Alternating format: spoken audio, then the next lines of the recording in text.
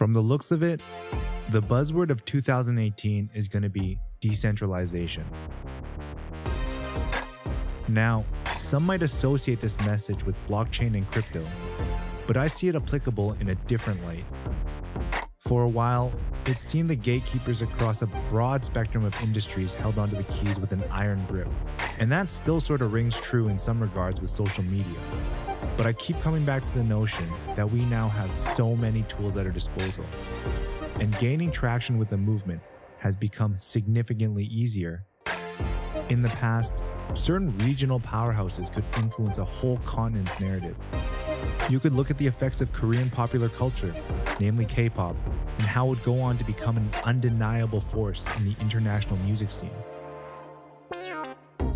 But beyond that, for many generations, it's been the United States and their decades of media refinement that has brought them the majority of the global mindshare from music to movies.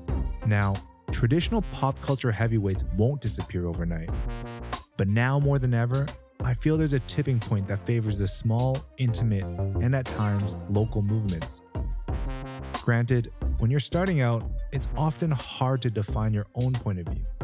But with a sense of growth comes confidence. And it just so happens that these two validators happen to materialize a lot quicker in the digital age.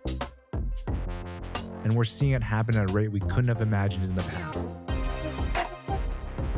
Before positioning themselves for a larger stage, messages start by spreading on a local and subcultural level. And we're seeing it happen at a rate we couldn't have imagined in the past. This is because the physical distances that once hindered us are now quickly reduced, if not eliminated altogether, through digital communities and the tools they rely on. This is especially the case for us. There was, of course, a lot of good old-fashioned time, blood, sweat, and tears that went into making a resilient and exciting community. But we're also constantly surprised and excited by new, more effective ways to share information and knowledge.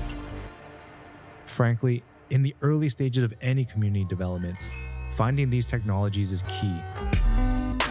You're not only compressing the time it takes to learn new concepts, but also consolidating a knowledge base from which new ideas can develop. Most importantly, you're using those methods to enable and amplify valuable voices that might have otherwise stayed silent. And this, I think, is what will lead us to a cultural decentralization. We're no longer looking in any singular direction under a single unified narrative, as we might have in the past. Instead, I suspect we're going to see a pushback by creatives who seek to define their world on their terms, wherever they may be. Signing off for the month, Eugene.